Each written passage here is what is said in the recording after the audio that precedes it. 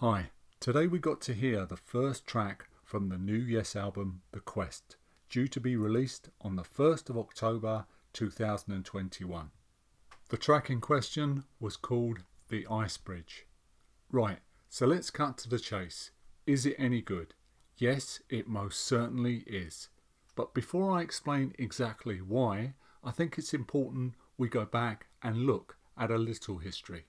The Quest will be the band's first studio album since 2014's Heaven and Earth.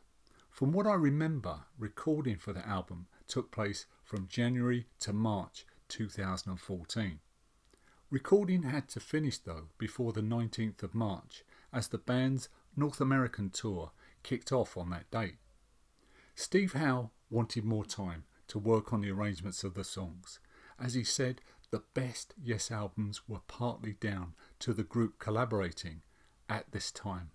Apparently, the band had extra songs that had to be excluded from the album due to the lack of time to finish them.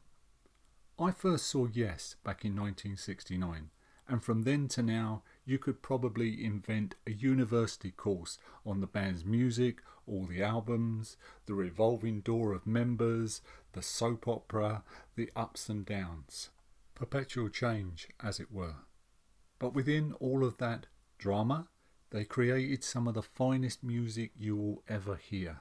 Yes, at their best were soaring harmonies, otherworldly melodies, incredible musicianship, and they walked a fine line between brilliance and pomposity. I think for anyone, in this case John Davidson, to come in and make his mark and gel with the band was a big thing, was a tough thing. And maybe Heaven and Earth was a bit too soon to judge him. And again, for Yes as a band to continually come up with fresh ideas in progressive rock is also a big ask. But I will say Ice Bridge is pretty good. Steve Howe. The Ice Bridge opens the album in the dark and moody key of C minor, aided by the orchestra. The rolling bass part kicks things into gear as the vocals and guitars start a winding journey through the various structures till the breakdown happens, where ice breaking is heard. But to my ears, the Ice Bridge starts off with a synth that sounds like the intro to ELP's Fanfare for the Common Man, before veering off into Part A, a semi-mystical tale of climate change. You have Jeff Downes' layered keyboards, Steve Howe's banks of guitars, Alan White on drums and Billy Sherwood on bass. Take particular note of Sherwood's bass playing. More Geddy Lee than Chris Squire, but it's astonishing. John Davidson's voice of course has echoes of John Anderson, but it's slowly weaving its own identity. 3 minutes 20 seconds in, we hear the Ice Bridge cracking, and we are led into Part B, Race Against Time. Part C, Interaction, features some great interaction between Steve Howe and Jeff Downes. It's all done over a reoccurring riff, and they're both playing out of their skins.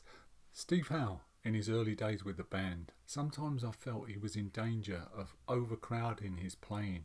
He was playing too many notes, and over the years he's mellowed and he just seems to give a lot more space to his playing. And listen to him on this track. He's absolutely brilliant. So, as I said earlier, there's a thin line between pomposity and endless noodling to Yes at their best. Soaring, powerful and majestic. And this is most definitely the latter.